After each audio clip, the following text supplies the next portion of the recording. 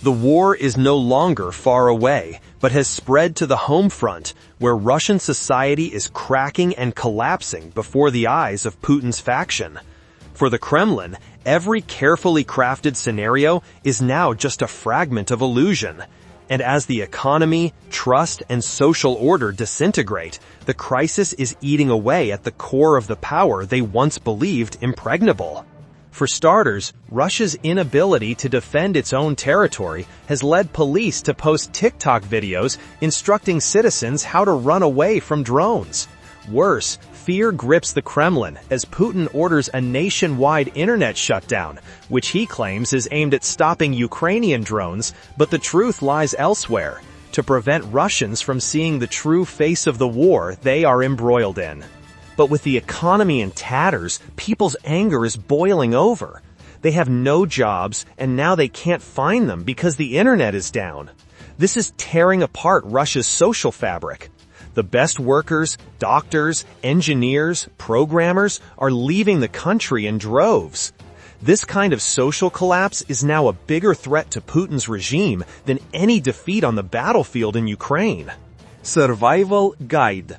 The perfect demonstration of how the war is going for Mr. Putin is this TikTok video that Russian officers are making. If you hear a rustling noise in the air, or a buzzing sound like a lawnmower, and spot an object flying at an altitude of about 100 meters, it is most likely a drone. In that case, seek shelter immediately. Any building, bunker, parking lot, or even a large tree trunk can shield you from shrapnel and shockwaves. In your apartment, stay away from windows. Broken glass can cause injury. If you are in a building, go to lower floors if possible. If you are in a car and there is a UAV right in front of you, stop the car, get out of it, and take cover.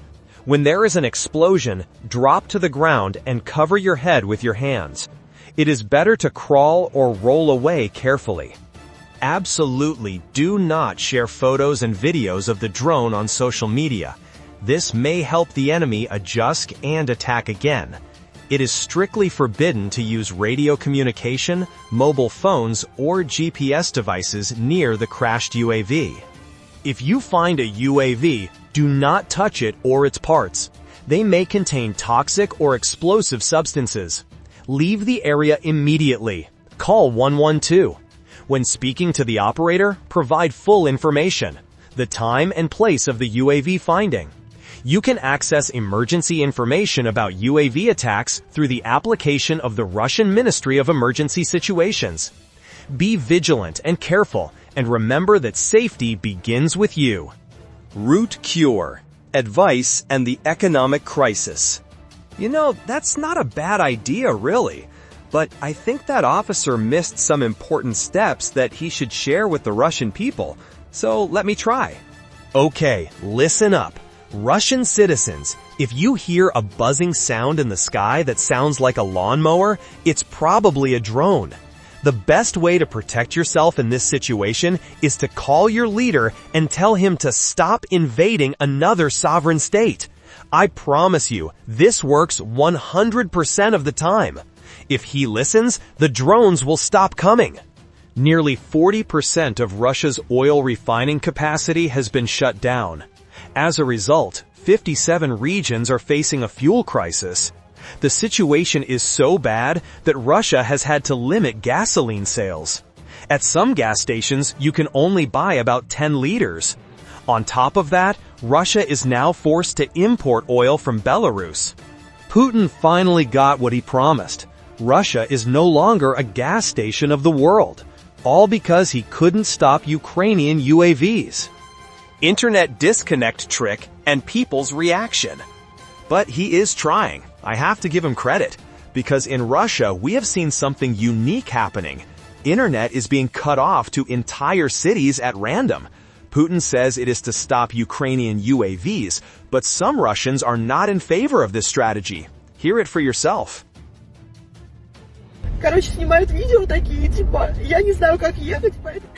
In short, they shoot videos like that. I don't know how to drive, so I'll drive to the door, damn. I had a fucking meeting today. I got all dressed up. I can't get there because this work in the center. And what do you think? I just f***ing drove around? I couldn't f***ing turn. And I really can't just f***ing. So you understand. I'm f***ing going to Kamkada too. I need to go there because I don't understand.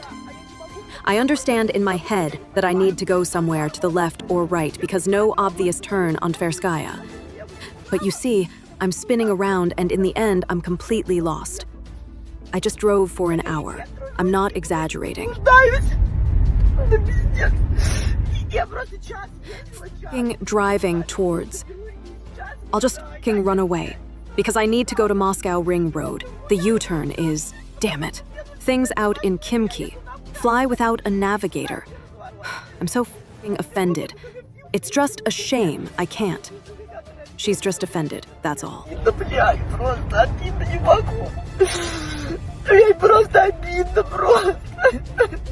You see, Putin is deploying GPS jamming and cell phone network disruption to throw off the drones that Ukraine is launching, which technically makes sense.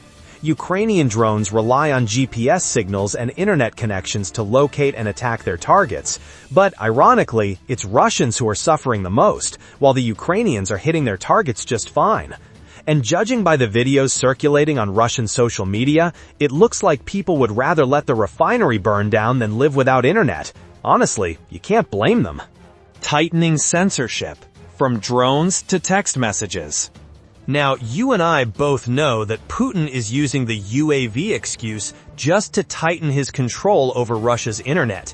He wants to increase censorship because this war is not going according to plan.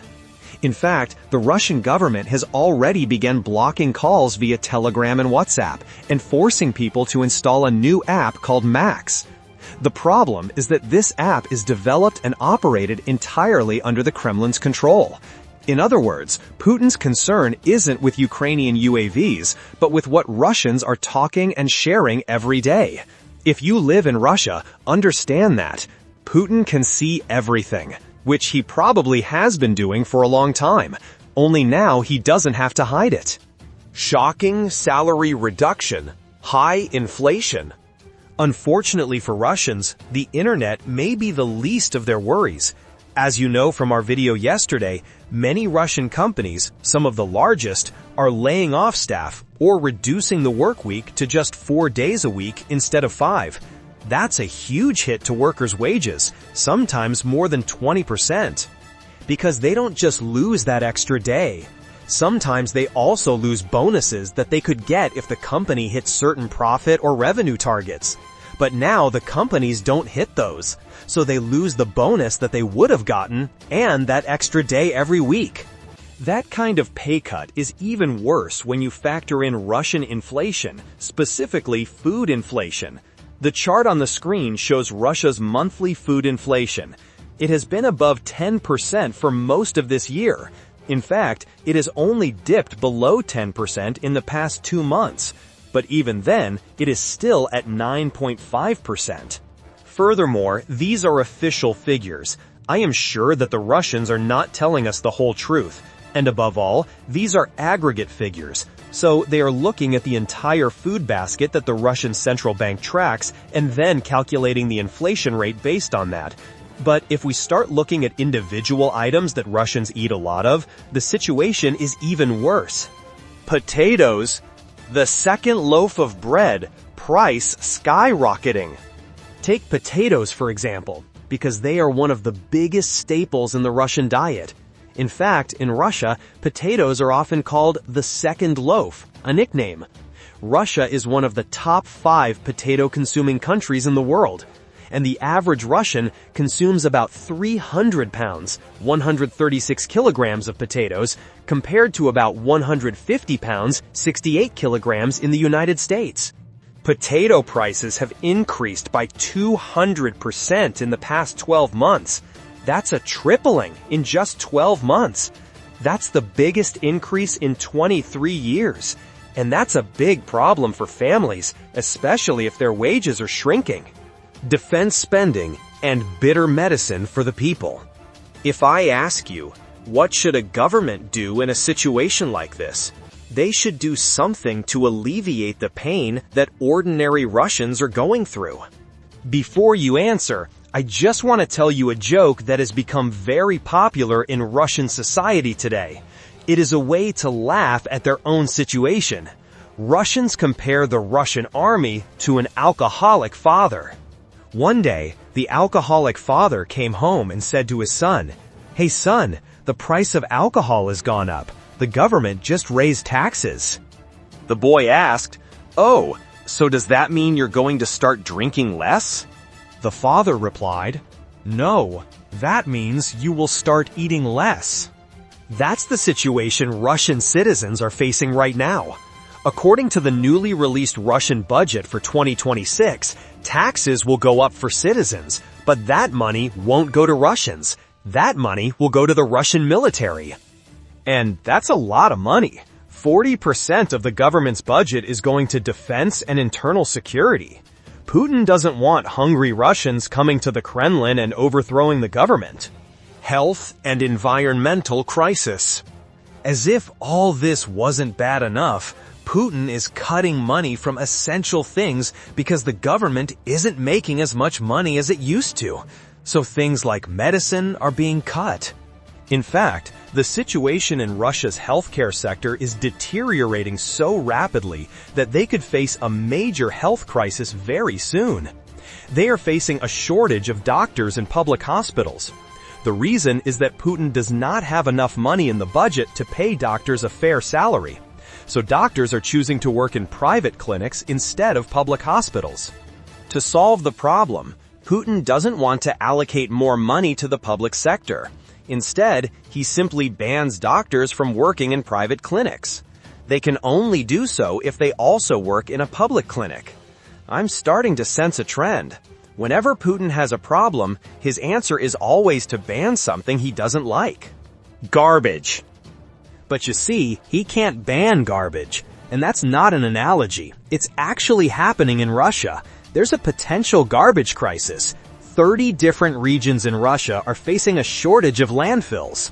These landfills were supposed to be replaced in 2019, but Putin was too busy building up his arsenal of war weapons. So they still haven't got the new landfill that was supposed to be built 6 years ago. And now parts of Russia are littered with trash on the streets. Too bad Putin can't ban trash. But you never know, maybe tomorrow's video will mention it. On the war map, the line between offense and defense is blurring. Russia's moves are still largely unknown, while Ukraine, exhausted as it is, seems to be preparing for something bigger than the world has ever seen. Reports from the front suggest that a brutal winter may be approaching. No one knows exactly who is controlling the battle, only that all sides are calculating in silence.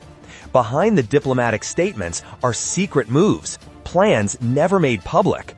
And with each passing day, the world moves closer to a new dangerous threshold. Is this just the lull before the storm, or the beginning of an escalation not seen since World War II? The answer, perhaps, will soon be revealed. We will continue to monitor and update the latest developments. Don't forget to subscribe, because sometimes just one news you missed today can be the turning point of the whole war tomorrow.